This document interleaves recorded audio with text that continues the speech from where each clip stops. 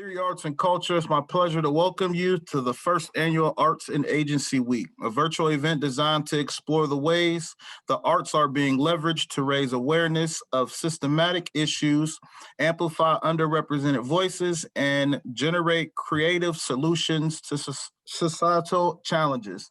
Funding for Arts and Agency Week was provided in part by the Erie Community Foundation through their Shaping Tomorrow grant program. My name is Joey Evans, and I'm the program director with the YMCA Teen Center. YMCA Teen Center's Youth Center's mission is to bring awareness to the importance of good mental health in our youth, exploring, coping with, and encouraging good mental health through the varieties of art and activity. Today, I have the privilege of introducing our panelists, starting with Daryl Cook of Life Through Music and Matthew Kerr and Christopher Thornton of Beyond the Bars. This panel discussion will be moderated by Daryl Cook. Daryl Cook was born and raised in Erie, PA on the city's Lower East Side. At age 14, he began to take an interest in music. He was introduced to music at the Shiloh Baptist Church of Erie, Pennsylvania. It was at Shiloh where he began to see how music impacted and changed lives, and it was during that time that his own life began to radically change. After years of hands-on music experience playing with various artists and musicians, he wanted to bring back those experiences. He encouraged traveling across the eastern part of the country back to the youth in the Erie area. In 2012, he launched Life Through Music, a nonprofit music mentoring program designed to mentor and inspire youth for today's always changing music industry. Within the last 9 years, he has had the opportunity to work with over 500 youth in Erie, Harrisburg, and Asbury Park, New Jersey, teaching drums, piano, bass guitar, and music production. Most recently, he launched Cook Media, LLC, a media services company centered around his passion not only for music, but visual arts, and combining the two art forms together to help grow the community and local businesses. His passion for photography and video production developed over the last 9 years, working in the nonprofit sector and finding ways to tell stories through the picture and video. Welcome, Corey. Thank you for having me. Next, we have Matthew Kerr, who is an incredible, talented, dynamic, and energizing educator, leader, and community member. In 2015, he founded Beyond the Bars, and a 501c3 music and career planning program that is dedicated to interpreting the cycles of violence and incarceration in Philadelphia. Working with youth ranging from middle to high school who have been impacted by violence to help them realize that talented musicians and leaders that they are. Matthew worked as a teacher throughout Philadelphia schools as both a history and music teacher when he was asked by a student to come teach music at PICC. What started a small once-a-week lesson has grown into a full program. Before his work with Beyond the Bars, he performed in a variety of musical acts that have toured, graduated from Temple University, summa cum laude, with a degree in education, and started music programs in high schools. And Christopher Thornton as an educator, mentor, advocate, and organizer with over a decade of experience supporting, educating, and building with people, young and old, from diverse backgrounds in a multitude of settings. Working with Beyond the Bars as a teacher, strategic planner, and most recently, co-executive director from the very beginning in 2015. He is well-versed in how to provide effective, engaging, and student-driven music education and experiences to young people, effectively and intentionally coordinating as well as connecting with community partners to move forward the work of collectively supporting and uplifting youth of our community. Welcome, you two. Corey, Matthew, and Christopher are with us today to speak about their work within their organizations. This panel presentation is live streamed through Zoom, as well as Erie Arts and Culture's Facebook page and YouTube channel. The session will conclude with a Q&A. If you have questions, please type them into the Q&A text box. At the end of the presentation, Mr. Daryl Cook will read the questions to Corey, Matthew, and Christopher for answering. We just want to thank you all for being present with us today, and we hope you enjoy the presentation.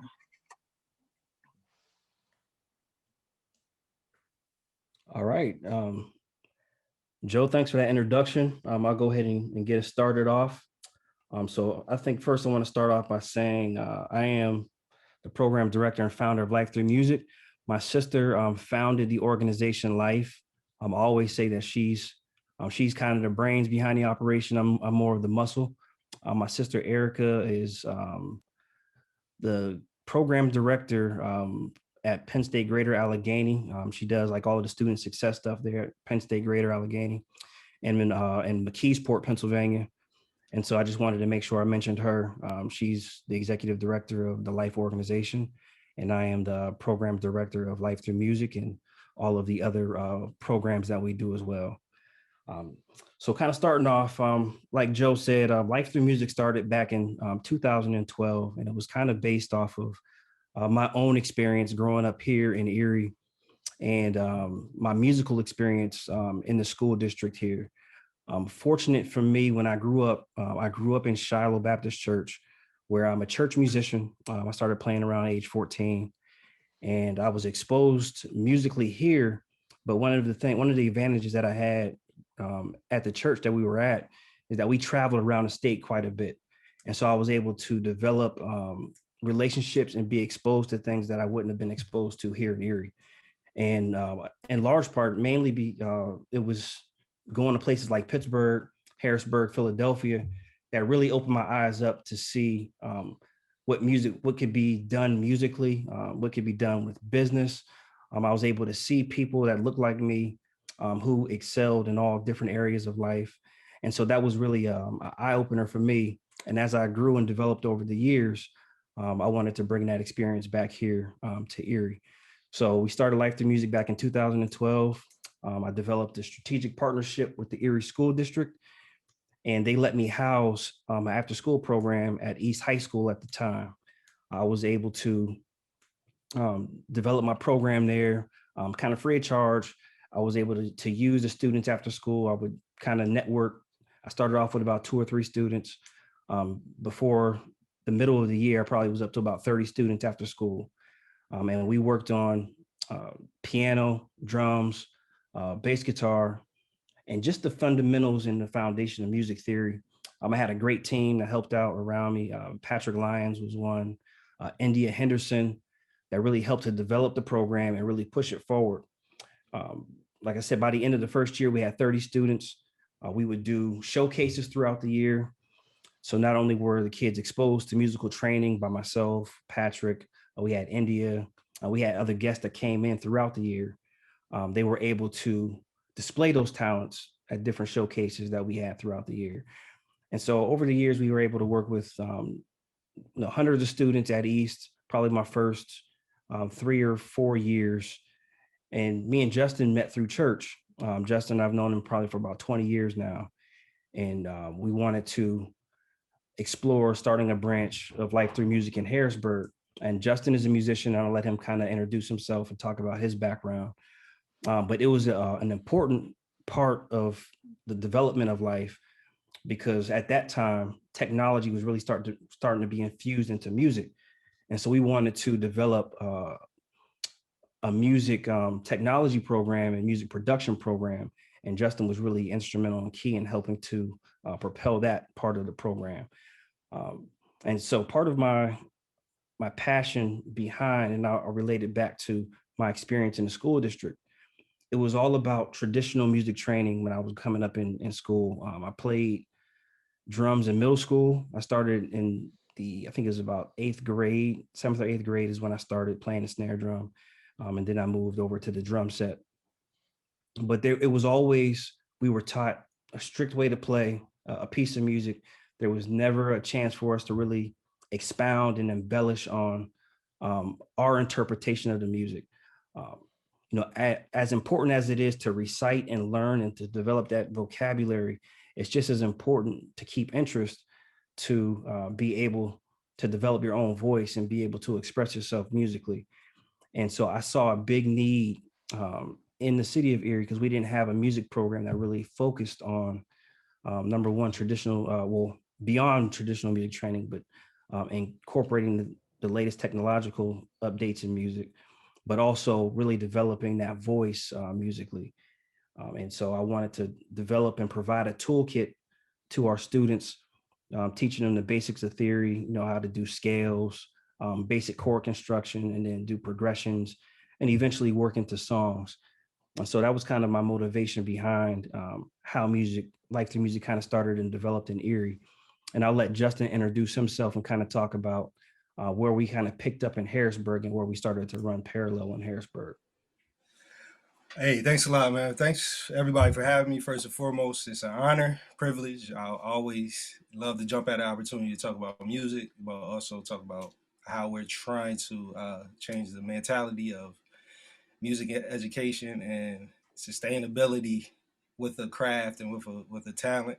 That's one of those things that I grew up in a household of actors and musicians, and it was a major part of it was use your talent to sustain your life. Like if you're going to spend so much time engaging, then it should propel your life and move it forward. So I'm Justin Williams, as he said. I'm from Harrisburg, Pennsylvania, born and raised, a native son. A lot of people don't know about Harrisburg personally or how the city is structured, but a lot of people have the misconception that it is a flourishing big city because it's a capital. It's a capital city, and you would expect that a capital city would have everything available to it. But sadly to say that Harrisburg is suffering from a lot of the same problems that Philadelphia, Erie, Pittsburgh, other major cities are having with trying to find enough programming to keep the kids engaged. So in Harrisburg, in a golden era, when I went to school. I'm a little bit different than Corey. I started a lot earlier. I was probably watching church drummers and my brothers and things like that play instruments at a very young age. So I picked up the drums around 6 years old. It was one of those things I just stuck with it and stayed. But what helped support that was Harrisburg School District was very, very instrumental in building up the creative arts, theater, music, arts. Those were all things that were built up to a lot of students. That there are a lot of people, I would say, over the age of 30, who had used those skills to propel their lives to become professionals in those places. But there was a time period where the district changed hands, and so the values changed. And we all know what happens when the values from up top change. They cut they cut arts first, and so a lot of the things that I was given in third grade, or by the time I was in third grade, were not available to the average student in our city. So of course, there's no activities, there's no band, there's no things that keep you in school and motivated the same way. There's nothing else but the streets to embrace you and what goes on. And Harrisburg suffers from that just as much as any other major city. So those things kind of just stuck with me, kept me out of trouble. I was able to focus on things. Things occupied a lot of my time, and it helped create a mentality that I want to do this forever. So as I matured and started to see that these things were missing, that kids didn't know certain things that I knew years before, but I only learned it through school. I started to get kind of upset, and kind of to retrospect how I met Corey when I moved to Erie for a couple years just with my dad's job, and how we met was through church, but also our connection was music. We were a church full of drummers. Just everybody played drums. And it got to the point where it was like, okay, somebody has to play a different instrument. Somebody has to learn something else. So we all decided to start breaking off into other things. And we learned how to support each other at a young age. So also a big part of it is having other musicians around you who do the same thing or the same age and things like that too. So those were a very big contribution to sticking with it. So when we see the problem with our schools and realizing we're not getting these kids are not getting the same experience, and then understanding the education system, how it's broken, the things that get in the way of kids being able to have access, just general access to certain things like music and instruments, that's when we started knocking our heads on how can we bring this around? How can we take what we're doing every day, which grabbed us for at least 6 hours in a day easy, how we could play with each other and practice all day. How can we take this and show kids that there's a career behind this, there's a life behind this if you put this discipline and this work behind. So fast forward to Life Through Music in Erie. As they were growing, I was still living in Harrisburg. I moved back and I felt like I could do more if I was active on this end.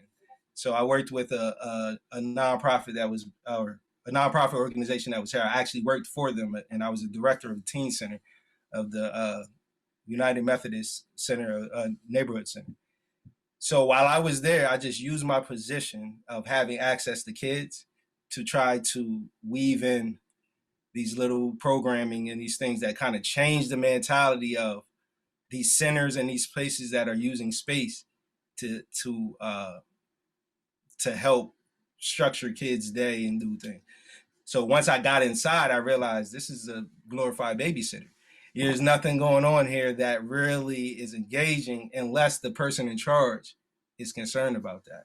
So we decided to start showing people administratively, like, this is what's needed. This is how you do it. This is what the kids are actually trying to figure out. And once we were able to kind of make that mark in Harrisburg, with the organization, we were able to move into Harrisburg School District. And that was the big shift for Life Through Music when we got in touch with the Harrisburg School District. Shout out to my brother, John Williams, who was a teacher and a director of STEAM Camp, which was a organized program for Harrisburg School District designed for math and science students to have a camp experience, but totally project-based learning. So we had a school full of about 250 kids, and we were able to reach these kids daily over times in a day. And every class that we had in the STEAM camp led to one major project that we did. So my department and my partner, Rob Schof, who's not here right now, handled the tech end. So we were responsible for the music and the technology aspect of the school district's camp. And that was very pivotal in us making our mark and building, because we were able to stay in that spot for about 4 years until COVID came. And now what's pivotal with Life Through Music and Life Through Music in Harrisburg and being able to spread from across the state is, of course, like mentality. Of course, we're one man, but if more people are thinking like us and Matthew about how this supports the world, but we don't teach kids how to enter this atmosphere, and it just made sense. And the rest is just, thanking God that it worked out and that people believed it. But Life Through Music, still their goal, and what we're doing as far as Harrisburg is concerned is bringing back arts and culture to a particular area, because we know that it saves lives. It really does, and it changes people. I wasn't a model student, but the one thing that kept me grounded in school was music. That was the one thing that you could threaten me with. So again, it was one of those things that I thank Corey for somebody sticking next to me to keep building it. But it's kind of a community thing. Like, we need more programming and people thinking about this. So again, I did my talking for the time. I'll pass it on. So yeah, that was just kind of the reasons, behind us being motivated to engage our communities through programming. And so I'll let Matt get on and talk. Matt and Chris. Hey, thank you, Corey. Thank you, Justin. Yep. Thank you, everyone. Thank you. I guess we start by saying thank you to everybody here, Life Through Music, Erie Arts and Culture. Thank you for Joey and Daryl for being here and facilitating this. My name is Chris Thornton from Beyond the Bars. We're from Philadelphia. Just, I guess, give you a little background on me, kind of how I even got here, and we kind of started. Me and Matt actually met when we were young people, teenagers, in a town I lived in called Downingtown, Pennsylvania. And we both met in a music program called School of Rock, which is now like all over the place. But then it was just two. And, you know, we played music with other teenagers and other people, and that's how we met. For me, as a young person, music, as Corey said, as Justice said, you know, music education, at least in the school, didn't really hit me. It really actually kind of turned me off from music. But this program that I went to after school with all these other kids, where we were able to play and we had this space, you know, this is what sustained me through this whole time. And actually, you know, I had a hard time through school. I didn't get good grades. I didn't get, you know, they were trying to kick me out, all this stuff. But the thing that I just did was spend my time playing music and writing music and playing music with other young people and traveling and eventually traveling and doing that, even as a young person. And then that time, I started teaching music. Yeah, I taught some young people even as I was a young person. And so fast forward kind of, you know, even kind of similar to Corey, you know, I was from a place it was a very white place, right? And I wanted to see where there were people like me doing stuff, you know, and running things and making things happen, and see where I could join with people and make different things happen. So I wanted to move to Philadelphia, and I did. And I worked in a bunch of different nonprofits and things, working with youth and people who are kind of marginalized and stuff. And eventually Matt Kerr hits me up kind of randomly after, like, I don't know, it was always like 10 years of us not really talking. And he's like, hey, I'm teaching. I'm starting this program. I'm teaching at a jail. Do you want to come? You want to come teach with me? I'm like, okay. You know, I never been to a jail or anything. I'm like, oh, okay, cool. And so he brought me in, and you know, pretty much immediately we're working with young people who are tried as adults in the Philadelphia prison system. They've been tried as adults. They're facing sentences that are like 30, 40, 50 years and stuff like that, which is crazy. And it's just that, to say that is very hard. It's hard for me to say because it's hard for me to believe. But that's the scenario. And we started working with these young people.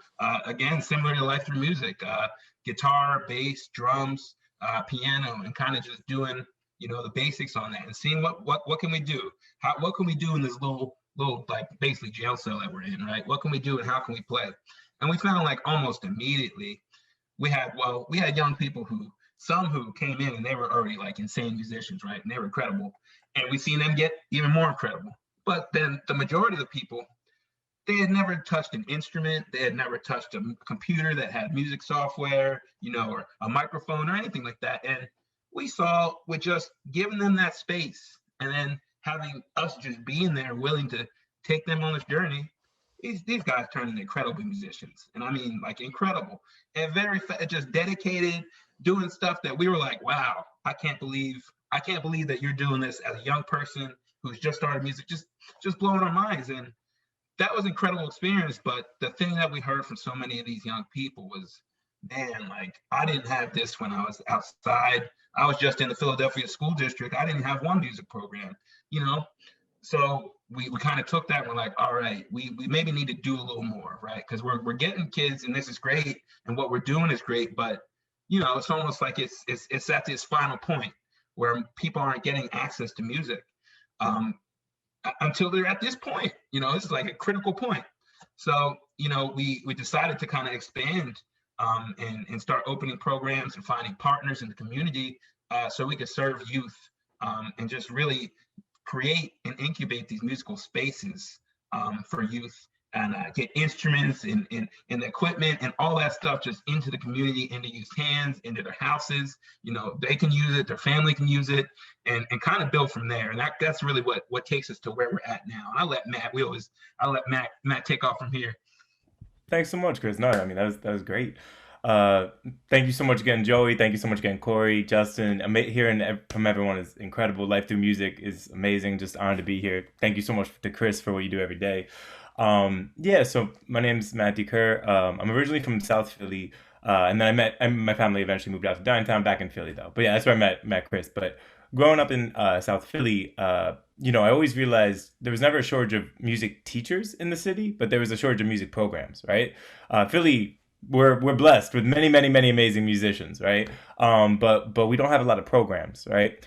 And so Beyond the Bars like officially first started or whatever when I wanted to go to school to be a music teacher, but like I said, I realized there was never a shortage of music teachers. There was a shortage of music programs, so I decided to go to school for history, and kind of sneak it in. So I would teach history at schools and then bring music programs to schools that didn't have it. And I got asked by a student whose mom was a warden at jail and said, "Hey, could you come in to teach?" I said no. I was like busy, already working like 60 hours, and she's like, "That's cute. So Sunday." So I kind of got bullied into it. Is basically how Beyond the Bars started.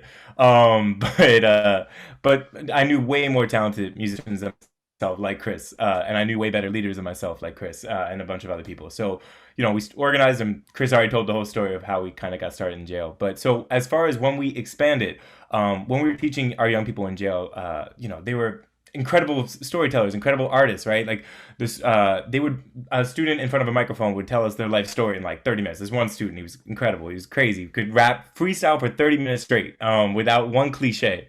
But during these songs that our students would be singing and sharing with us, right, we would hear of, every trauma that you could think of in the book, right? We would hear of homelessness. We would hear of, exposure to violence. We'd hear of loss of a loved one to violence, right? You'd hear of all of these different things, right?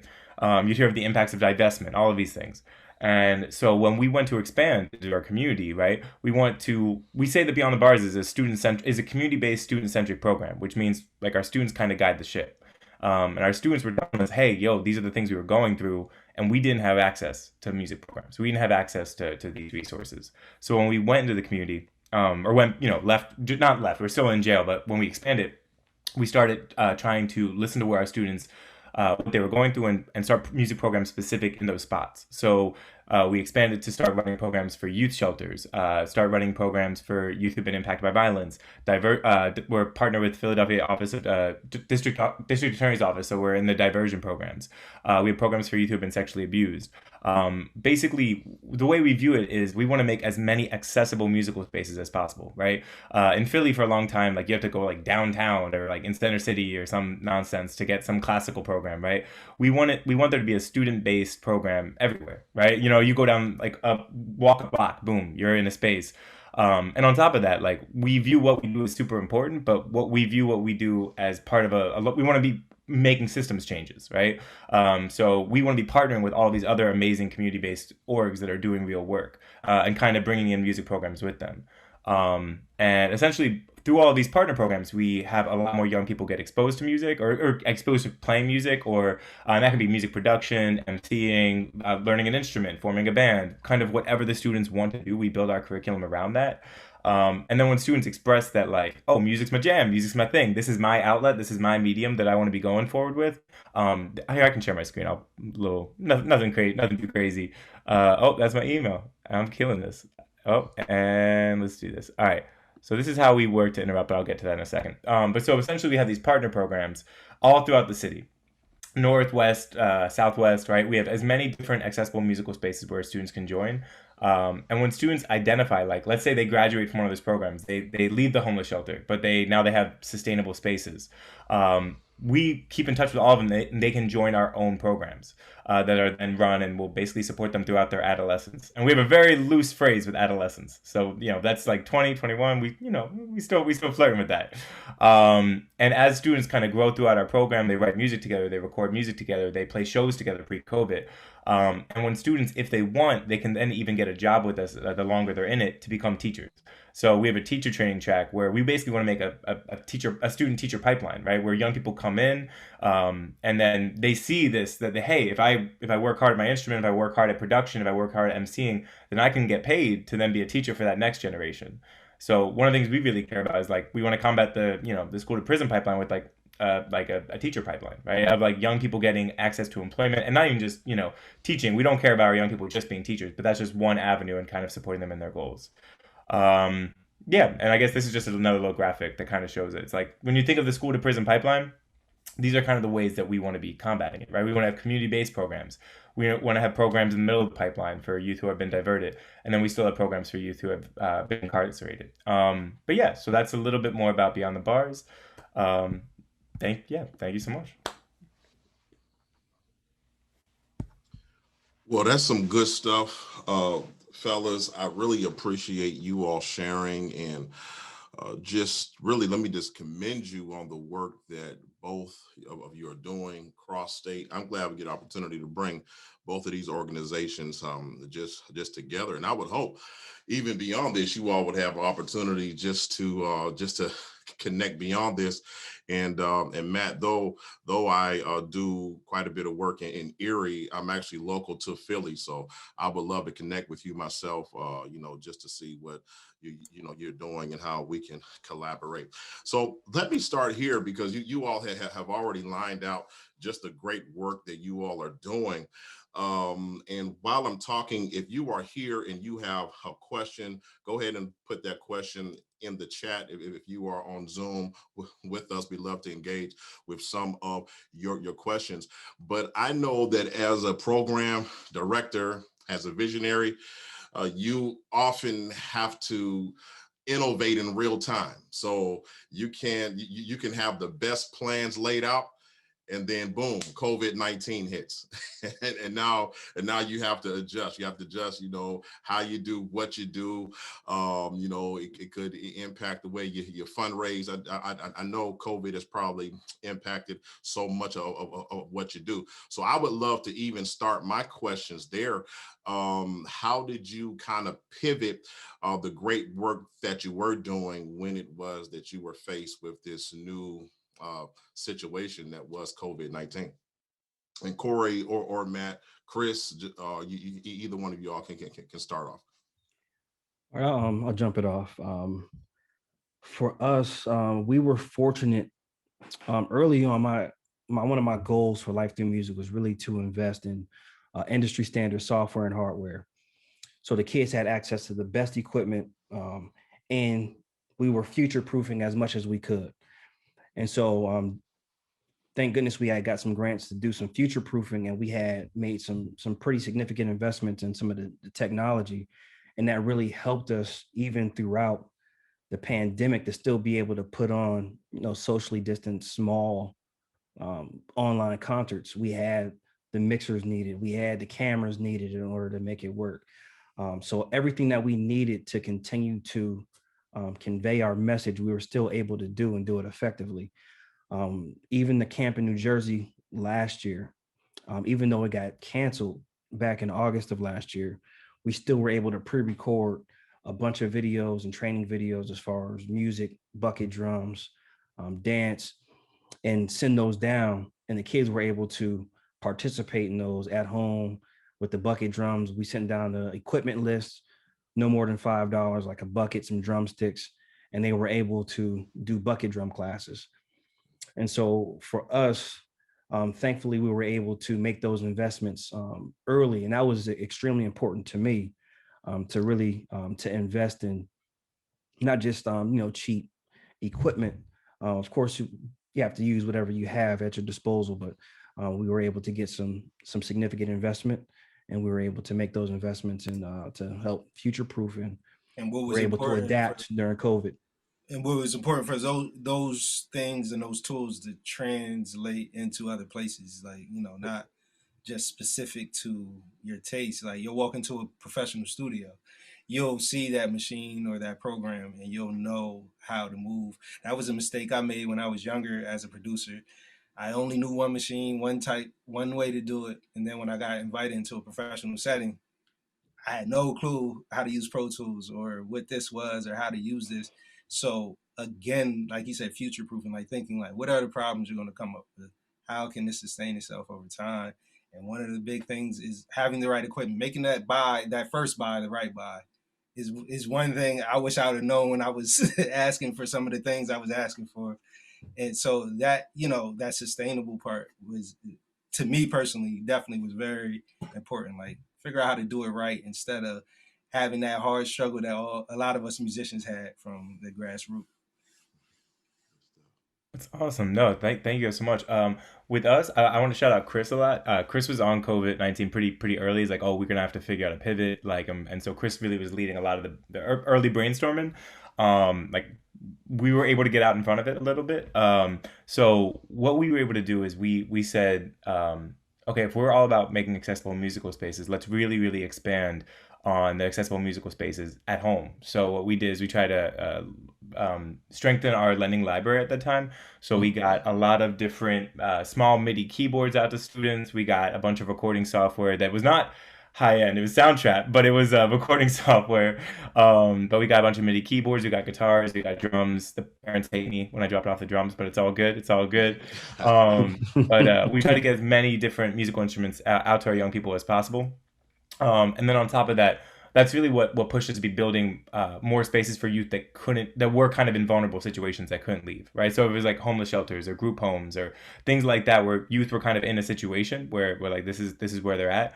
That's where we really focused on building out labs and building out things like that, where we could still run programs, but we would teach it through Zoom. Yep.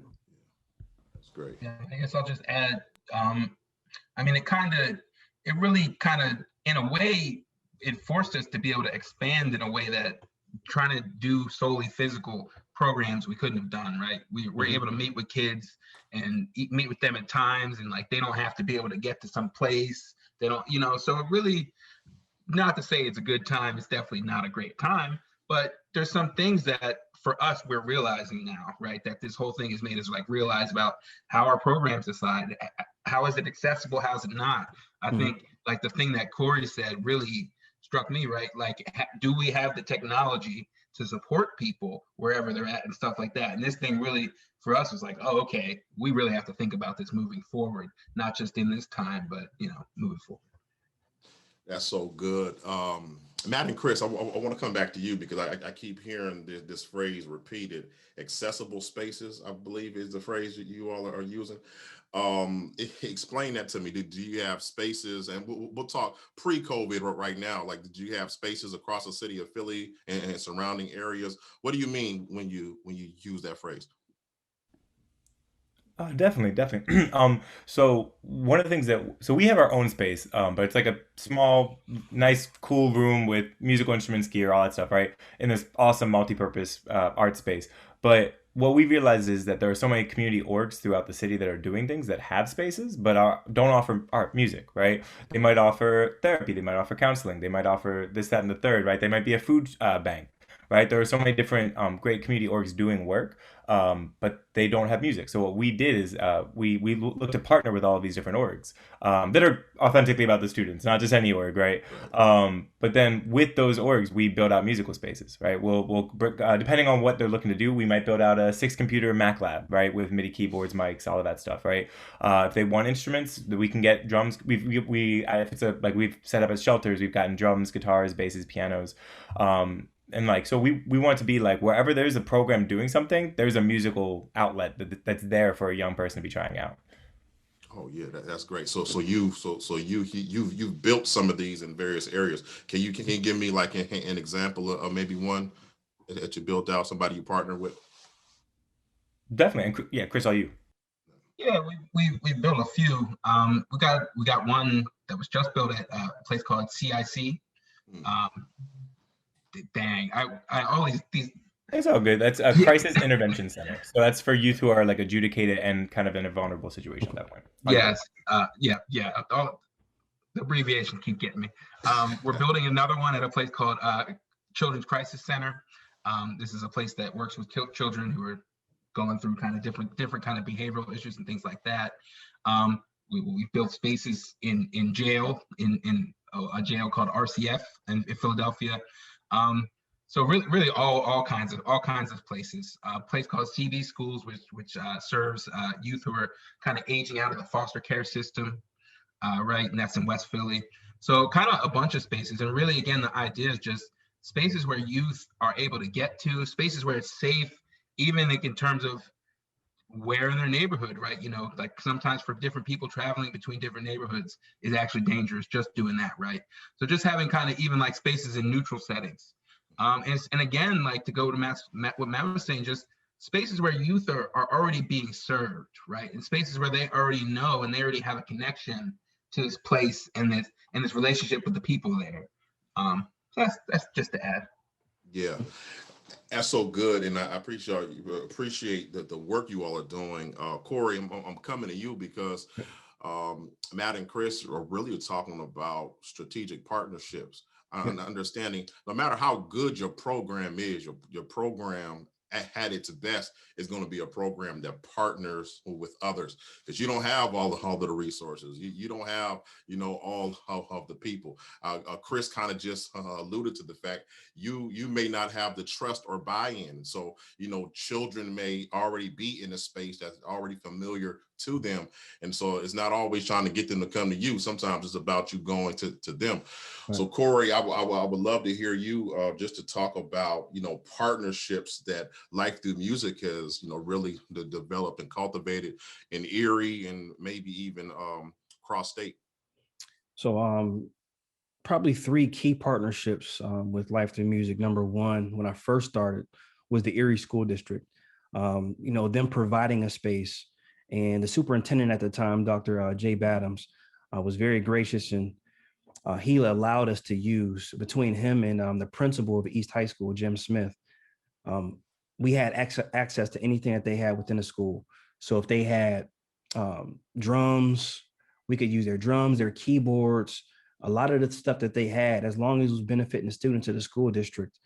They were very gracious in letting us use that equipment or whatever they had at their disposal. And that was also, before you had access to equipment, right? Right. Yeah. So while we were building and developing our own base of equipment, we were using some of the school district stuff. And they were very gracious, and not only just that, but allowing us to use their auditoriums for our showcases. We were able to, pack out some of the auditoriums for some of our showcases. And so that really helped to help us get momentum without us even like spending any money. We were paying out maybe a little bit. It was less than $100 to use the auditorium just to pay the maintenance fee. But that was it. I mean, we had a place to go for free. And that was a key partnership in Erie. And when we got to Harrisburg, the Harrisburg School District, the STEAM camp that we were doing out there, that was a strategic partnership with the school district. They had the space. We came in and we provided the programming between Life Through Music and Life Through Tech. And so that was the neighborhood center too. The neighborhood center, kind of where we got to start at. And so those were 2 strategic partnerships early on in Harrisburg. And then Asbury Park, New Jersey, the Second Baptist Church of Asbury Park, where Pastor Samaj Van Zandt is at. Them being gracious and, providing a space for us to do programming out there and do this Inspire Life Camp. So these are partnerships that have been pretty much the cornerstone to what we've been able to do. And they provided us space. And even to this day, we still don't have a dedicated space right now. We kind of been moving a little bit around the city in hopes of next year possibly locking down a location. But we've always been able to develop some key partnerships to we kind of use programming and concerts. The field of dreams theory. Like, you give us a room and they'll come. Like, we can turn any space into a classroom. Like, just give us, just give us the space and we'll turn it into a studio or into a classroom, whatever it needs to be. And again, shout out to our partner, Rob Shofu, who's a engineering wizard, and he knows how to, he's the MacGyver of the crew. He can make anything happen structurally. Like, as an engineer, he's a true engineer. So, building recording booths, bringing in the tech aspect by building MIDI controllers. These are things that we're basically teaching the science that goes behind the production process. So even if you're not strong in this aspect, your strength in math or reading or literacy may be stronger by being a songwriter or being, just trying to point out that behind the artists that you see, there's a plethora of things and spaces, but a lot of people don't know how to take an empty space or empty vessel and then create it and turn it into a functional space. So that really blessed us, and Corey being on top of the optics and how things, just look good, but being able to have the mentality that as long as we have that equipment and the things that we have, that you can make music. Pretty much. I do have to shout out to Joe Evans is on from the Downtown YMCA Teen Center. I was at the YMCA for a number of years, and that was another strategic partner as well in our development over our years of growth and development. I think probably for about a good 4 years, we did some strategic programming with the downtown YMCA Teen Center, and they were a key partner as well in the Erie area. So. Good stuff. I actually heard this from the both of you, and then I'm gonna ask this question, and then I'm gonna move to a question that I'm seeing in the chat. But sometimes one of the failures of, and I'll do my air quotes, teachers, is that they can be so focused in how they are used to doing it that they don't see the benefit of creativity. So, if you are a piano player, it's definitely a good idea to run your scales.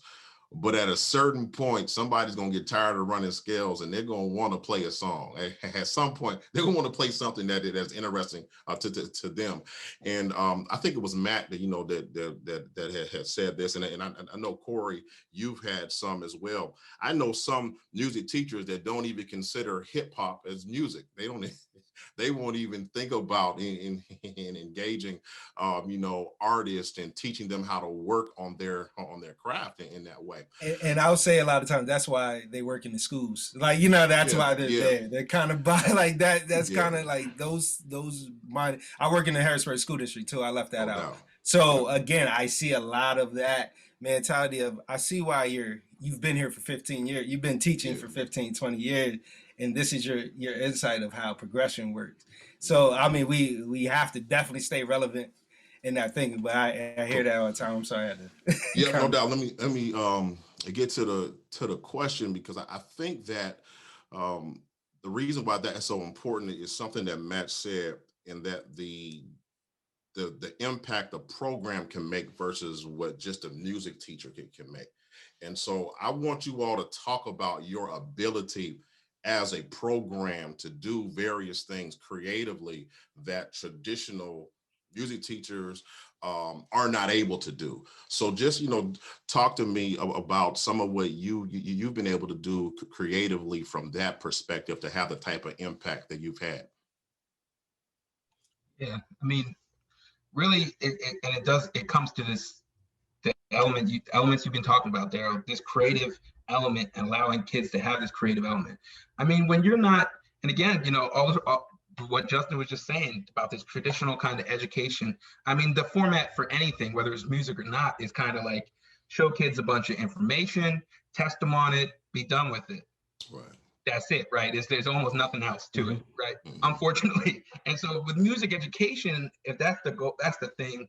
And that's what we see. That's the thing that they put. And then it's like not even music that's modern, like literally modern. Like we're talking about classical music. They're not even talking about like jazz, really. Like it's like crazy. It's like old weird music that people's parents don't even listen to. Like really, So it's like it turns into more of a history class. Yeah, literally, than an actual music class. And just a Eurocentric one. Right. I was part of the group that got pulled from music to go to a particular class to go learn how to play drums. Like I was like, see you guys. I'm like, yeah, this.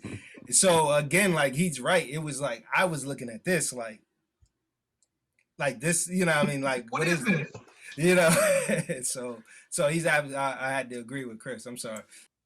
Yeah, that. So I mean, for us, when you don't have to work in that specific framework of one, like the framework of what is the curriculum that the school and those people think that the music is supposed to be, and then the curriculum of like, we're not here to test kids. We're not here to put some skills in you and then be like, did you get it?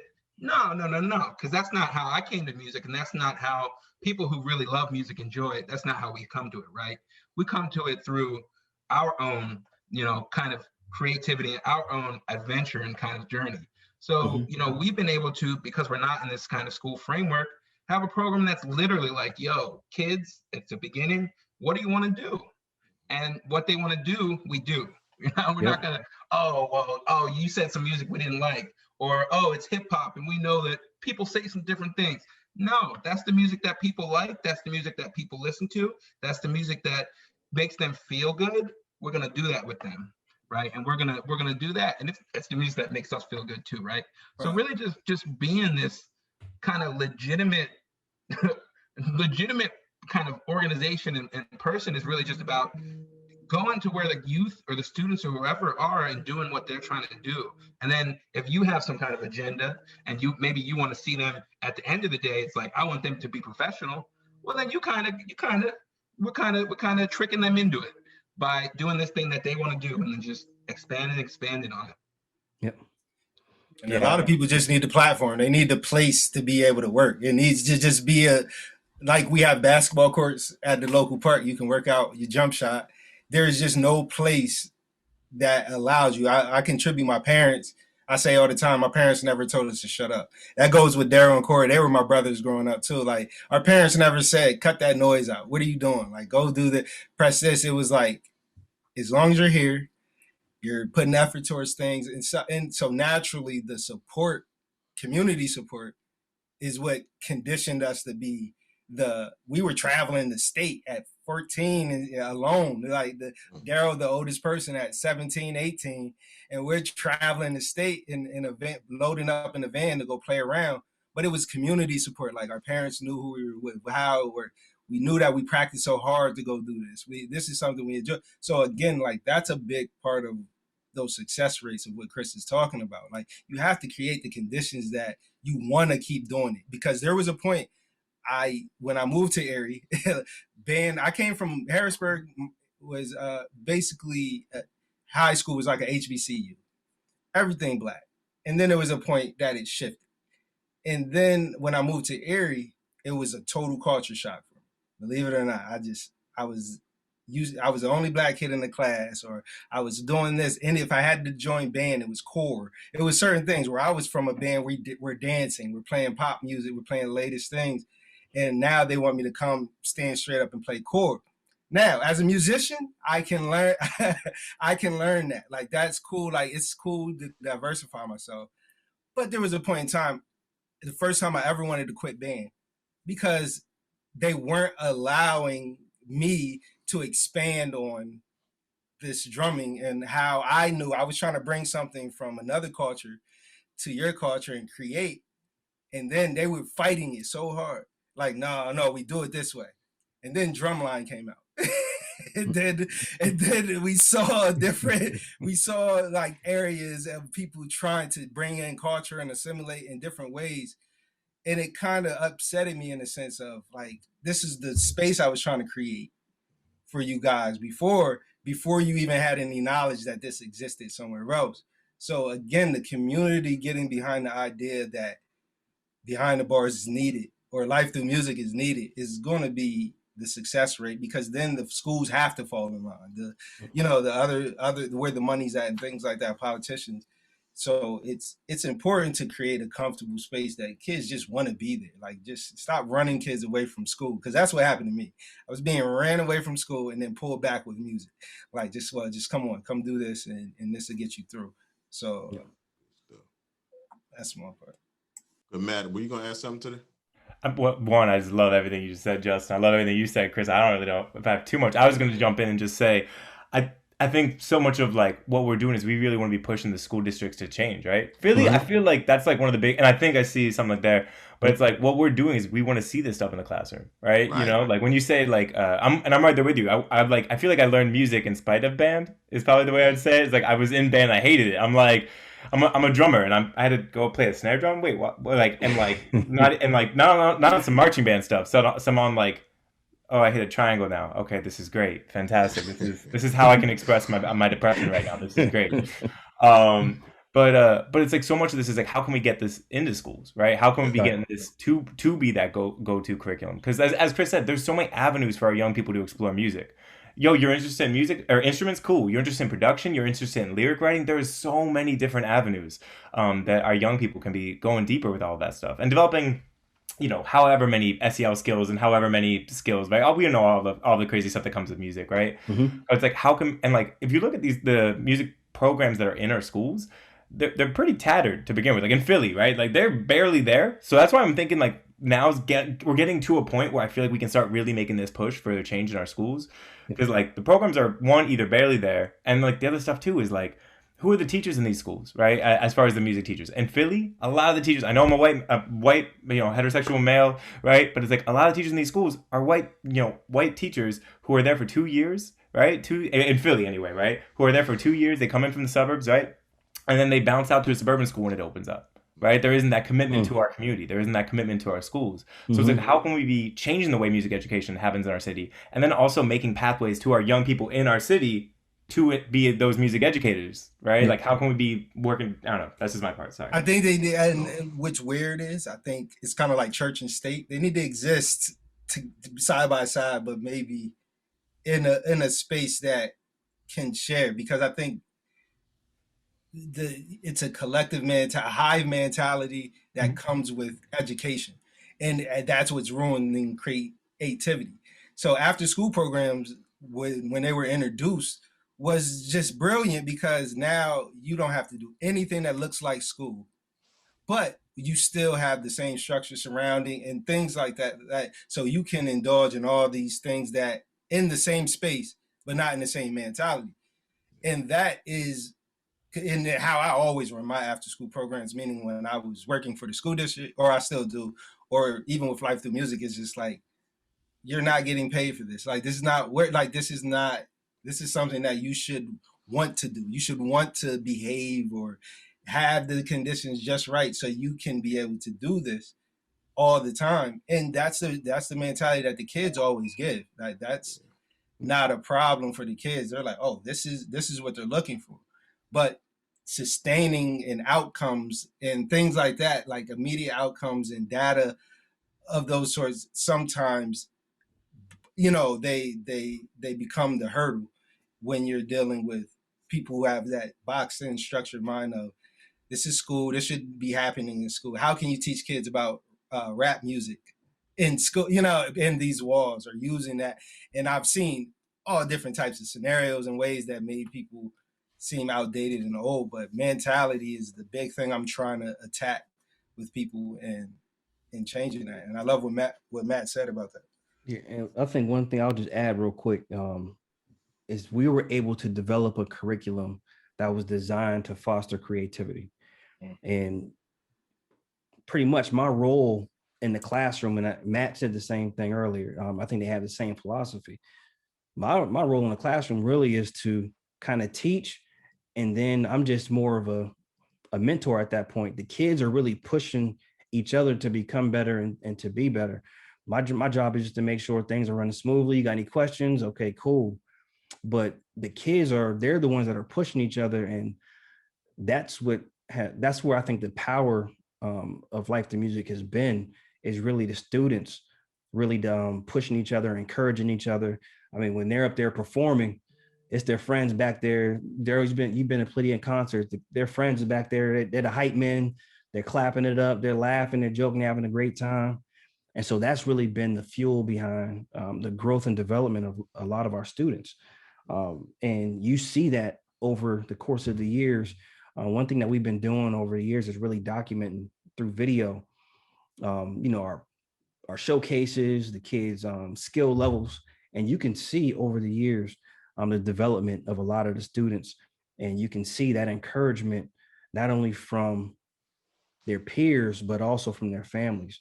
We have a very strong family base that they come out and they support their kids, they support other students, and they just want to be involved. So that's really been the fuel behind what we've been able to do. And we can really customize our curriculum and it be liquid throughout the year. It doesn't have to be, we have to meet these metrics by the end of the year.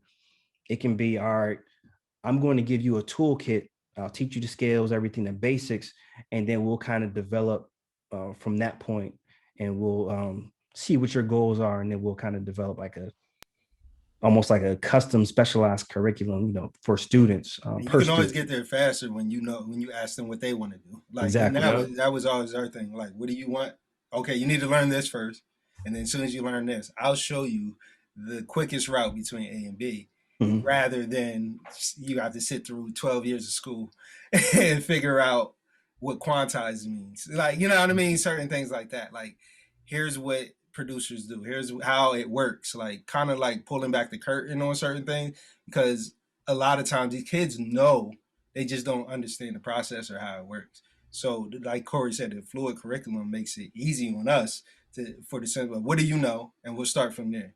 And we do that. We have design pre-test and post-test to help us to kind of gauge where they're at musically. Pre-test when you come in, we'll see what you know musically, and then we can do a post-test at the end of that session. Maybe it's an 8-week session at that point. Do a post-test, and that we can use that to gauge the knowledge. But normally, I mean, it's just, you know, the kids, they're learning from each other, and they're grasping a lot. And it's because of that fluid curriculum that we have. I love everything you guys just said. Like the toolkit bit, like that's exactly how we approach things too, right? Having a hard curriculum and just sticking to that. Yeah, I think that's. And the other thing I want to say is, like I feel like the way music's taught traditionally, right, is like you're not allowed to songwrite for 2 years or 3 years. You need to learn all of these things before your voice can be heard in any semblance. And I think that's just such trash, right? Mm-hmm. Like, and I love what you guys said as far as what you're like, the way you guys approach things and how creativity is baked into it. Like with Beyond the Bars, like we like our very first lessons are like how to learn how to songwrite. What you're learning guitar, cool. Let's learn a major scale and the numbers, and then communicate to each other. Use some numbers. Let's write some stuff. Yep. You know how. Exactly. And the other thing too is I feel like when young people, like if you give them like the tools in the early days to how to songwrite, they'll hit a wall where they want more theory. You know what I mean? It's not like by teaching songwriting, it isn't like we're not going to go into the theory. It's not like we're not going to go into those deeper skills. But the thing is, like, young people can have fun along the way, right? Their voices can be heard along the way. But yeah, I just want to throw that in there.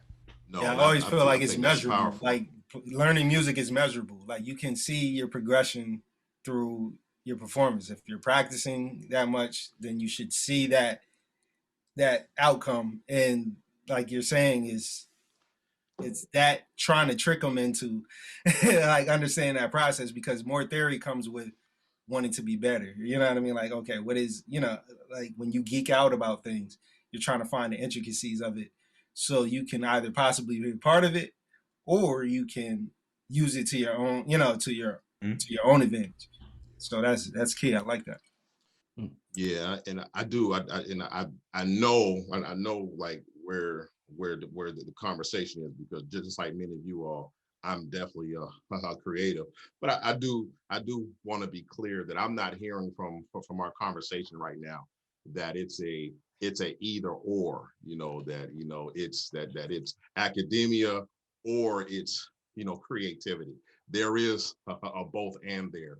I think that there is an opportunity for us to have conversations like this, so that, like Matt said, we can help to change the way music instruction happens in school, and so that there is even a partnership between programming and the schools, because, you know, I know at times we've all heard the story that the music budget is often the first one cut. But when you have programming like this, if you're able to get creative and fundraising, able to bring different minds, and you're able to have some different conversations like we're having on today. So I'm really so grateful for where things have gone. I do want to get to before we do close down, I want to get to some of the questions in the chat. And Corey or Matt, you all can answer this. What data and metrics do you collect and analyze to make strategic and operational decisions? There's a part B to that, but I'll just stop there for right now. Okay. No, for us, really, like I talked about, that pre and post survey, just making sure we have a way to gauge knowledge, attendance, you know, our sign up forms. Those are all things that we use as our metrics to analyze, you know, where we're at, you know, if the kids are coming back, we're retaining the kids and, you know, what they're learning. So for us on that front, that's pretty much, you know, the key. Definitely. And for us, yeah, I mean, similar with the surveys, with our surveys, we're definitely we have like surveys for skill based, but then we also have surveys for like the more SEL skills, right? So like what's your views on your self-efficacy, right? What's your views on your self-expression skills? Like, do you feel comfortable? And did you see a growth in that, right? So we definitely send those surveys out to students, and we'll be sending surveys out to, community, like their family members, or family members, people in their lives as well, to make sure like we're doing our job to be supporting our young people. And then as far as other analytics, is how many shows were played, how many songs were recorded, right? And then because our model, we have so many partner programs. One of the things that we really care about is how many young people from our partner programs are then joining our programs, right? So it shows that, like, cool, they were exposed to it in this way, now they're going to keep going. So that's another way we analyze.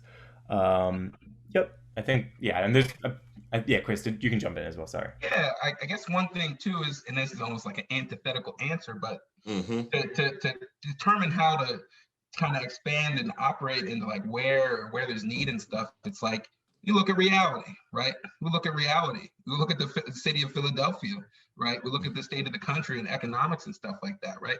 There's so many people who need so many things. There's so many people who are not getting the things that they need. If we think about youth, and I could think of affluent places and poor places. There's so many youth not getting the services and the things that they need and the attention that they need, right? And so in Philadelphia, it's like it sounds very depressing and dark, but it's a depressing reality in some sense, right? Yeah, no doubt about it. There's so many kids. There's an infinite amount of kids who want to do music, who like music, who want to do anything almost, really, I'd say, who want to do stuff, who want to have people there with them to show them stuff. But what do we have? Divestment, massive divestment, right, of resources.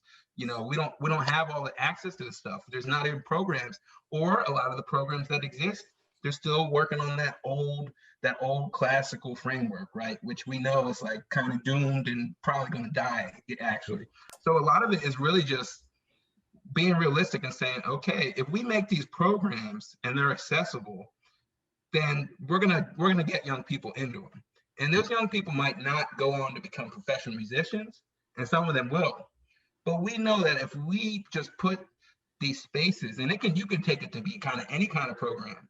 If we have a space, and we have a space where we like are legitimately there for the kids, and we have stuff that they want to do, you're gonna succeed, at least in terms of doing those things with them. Now the funding and all that stuff can come after, but for us, really, for literally the first like 5 years when we had almost no money, that was it. It's like, man, we know there's so much need, and we know you can extrapolate where the places are, right? And it's almost everywhere. That's good. Let me stay on that same vibe, because I want to get part B of that question. What data and metrics do you collect and share to assist you as you make requests to funders and donors? So really along the same lines, pre-post surveys. A lot of it for us, I think, has been the visual storytelling through pictures and video. And if you look at my program over the last, I say probably 6-7 years, there's a core group of students that have kind of been through the entire process with me. Some of them have come back to be mentors. But you're able to see over the years their growth and their development.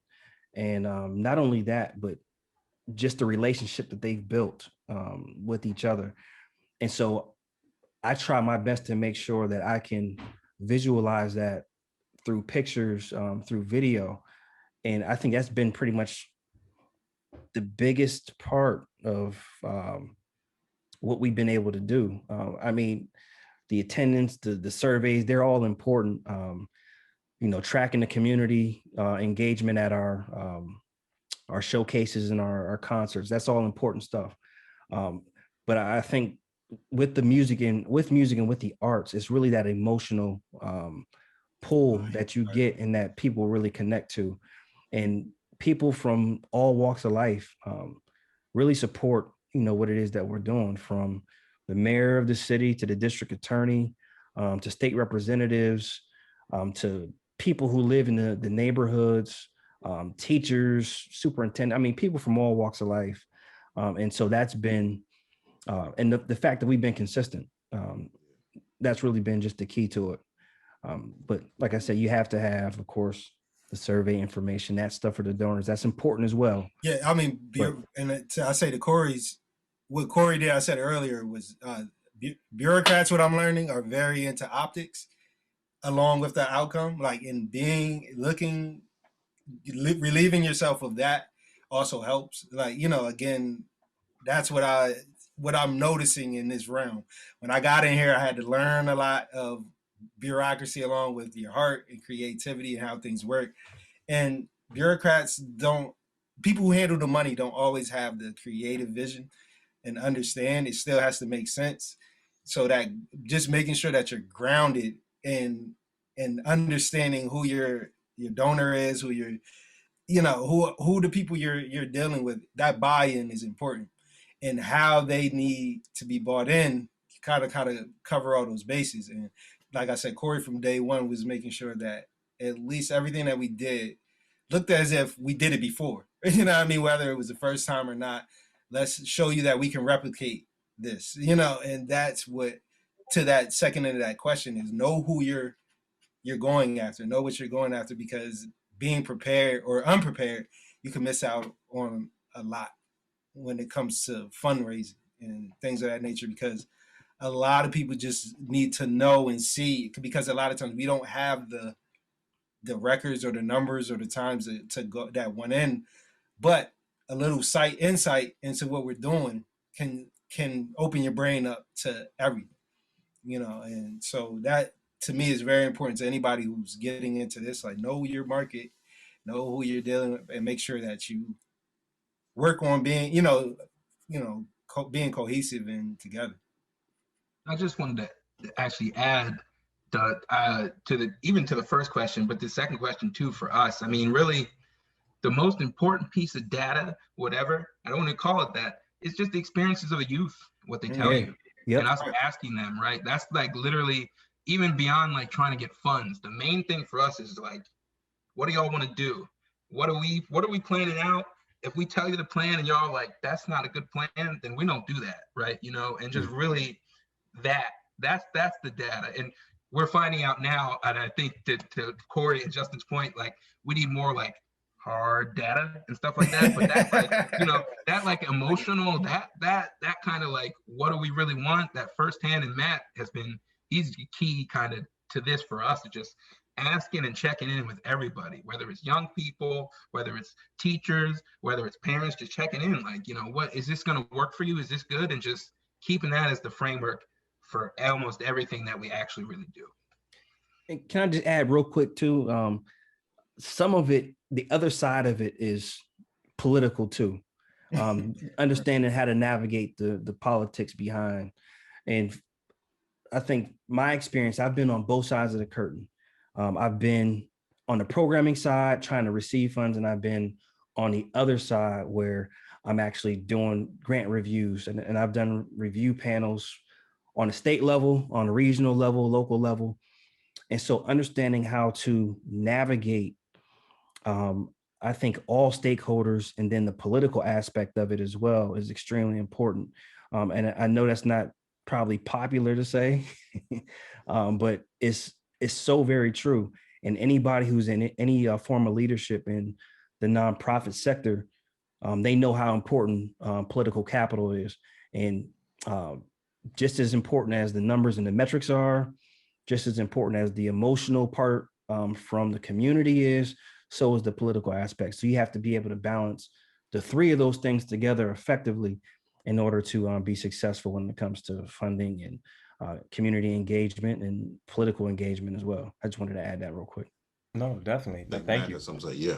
Oh, I was just gonna add that, like, for us, one of the big things that we care about with music is, like, we view it as a combating divestment. One of the elements of divestment, right? So one of the things that we also use for our metrics is the amount of our strategic partnerships that we have, right? Like, hey, we're doing our music thing, but we're partnering with all these other orgs, and we're kind of multiplying our impact, right? We're doing our music thing.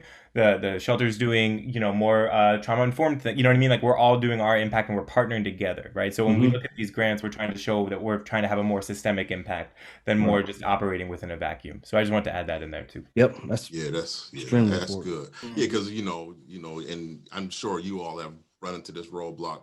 Funders want to know who you're partnering with, Yep. because there is a sense in which you don't want to try to duplicate services, you know, and sometimes, you know, the partners make the difference.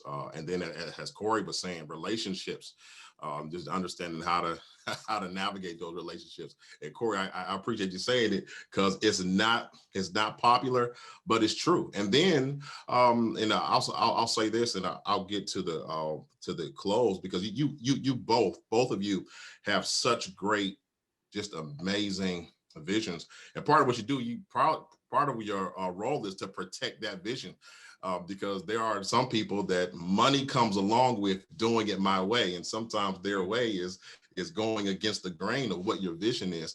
And so I know that that's a part of the conversation as well. So I certainly want to commend both of you for the great work you've done. Let me just get one or two of you real quick just to answer this question from Dr. Maria, who says, and I think this was connected to our conversation around just the education piece and music teachers versus music programs. She says, have you tried connecting with local universities that have music programs to facilitate relationships between your students, college students, and college program opportunities?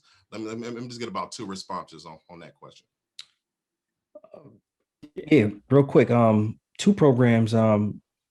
Gannon University is one of the partners that we've been working with for a while. We have a connection with Dr. Paris Baker, who's kept us in the loop. We did a Black History program for Gannon back in February, where some of our students performed. We also had Life Through Dance involved, and they did a dance piece. That was Gannon and Penn State. I'm sorry, Yeah, Gannon and Penn State. Right. So those were two partners in that. We've actually had students. Some of my students actually go to Mercyhurst. Actually, one Chase Hughes. He's actually enrolled and going into he's in the music program right now. He graduated last year from Collegiate Academy, but he's at Mercyhurst right now. And then today, Mercyhurst, we did a program that they had. It was a virtual concert, and so one of our students performed. It was around social change. So one of our students performed "A Change Is Gonna Come" by Sam Cooke. And so that was at 3:00 this afternoon. So we've been trying to, as much as we can, work with the local universities. I have a great relationship with a lot of the faculty at Gannon and also at Mercyhurst as well. So, yes. That's awesome. Yeah, we worked with definitely a good amount of universities in varying capacities. So we work with Temple, where we get career counseling interns. So we work with our youth to basically, when we talk with our young people, we help them. They identify what fields they're interested in as far as careers, and we just set up informational interviews with working professionals in those fields to kind of help start building their network and figuring out using music as a means of self-exploration. But then, so we work with like I said, Temple for that. We have taken students from Temple to become, work with us as teachers. We always try to make sure that the vast majority of our teaching staff is community-based instructors and community-based teachers, so that we're happy to bring in, people who are really, really interested in doing this work. But we always want to make sure that the majority of the work that's being done is coming at the community level. But we definitely are partnered with a variety of colleges. Great. Look, I certainly appreciate that. I want to just do just a quick question, everybody on the panel. I'm gonna throw this out to you. Normally I do 3, but since I have 4 on, I have 4 on the panel. Everyone, I just want one person. If you can have dinner with any one person, dead or alive, who would it be and why? So I want you to think about that. I'm coming to you on that question, but also I want to know just a parting shot. Anything that we need to know about beyond the bar's music, what do you foresee moving forward? We'll give you opportunity, of course, to close. That'll be part B of my question, as well as life through music. I just love to hear just a parting shot. Where do you go from here? I know we're entering hopefully into the post-COVID season. So I would love to hear about any plans moving moving forward. And before I get to that final question, let me also just remind everyone who's watching, whether you're streaming on Facebook Live or you're here live on the panel, we so appreciate you for joining us today. I would certainly direct you to erieartsandculture.org to get more information about all of the great work that Erie Arts and Culture is doing. Even to what's going on right now, stay informed. Of course, follow them on all of their social media tags. But again, you can check them out on the website, erieartsandculture.org. But let me get to part A of my question, fellas. Chris, you got dinner with one person, dead or alive. Who would it be and why? I had to think hard. I choose a guy named Kwame Tora, or used to be known as Stokely Carmichael, leader with the Black Panther Party. I think everybody know why. That'd be a good conversation. See, now I got to switch up my answer, man. That'd be a good conversation, man. Just give me real quick. Any question you'd ask him? Oh, just what should we do? What should we do right now? Yeah. Give me some directions. Yeah, that's good. Go ahead, Corey. Dang, I don't know. I've been really into presidential history. And there's so many presidents that I would love to have a conversation with. There's some pretty interesting guys.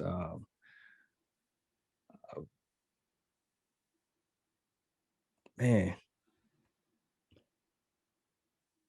I probably would say right now, I probably would have to go with former President Barack Obama, probably who comes to mind right now. Just the experience that the presidents that they have, things that they've been through, just the office, it's always been interesting to me, just to kind of hear some of their thought process on, decisions that they made. That stuff has always interested me. So I would probably choose him for right now, just on a quick whim. Are aliens real? I'm sure you probably asked me that too. What's down to Area 51, all of that stuff. Yeah. Justin. Like, well, since everybody's going like social and political, I thought we were going to be on the music train. Whoever you got. No, this is a music program. Non-realistically, I would like to have dinner with my future self. And I got a lot of questions. That's unrealistically. Musically, if I had to sit down with pick a musical brain, it would be probably, I have the most questions about, even though I saw the most, I have the most questions, is Michael Jackson.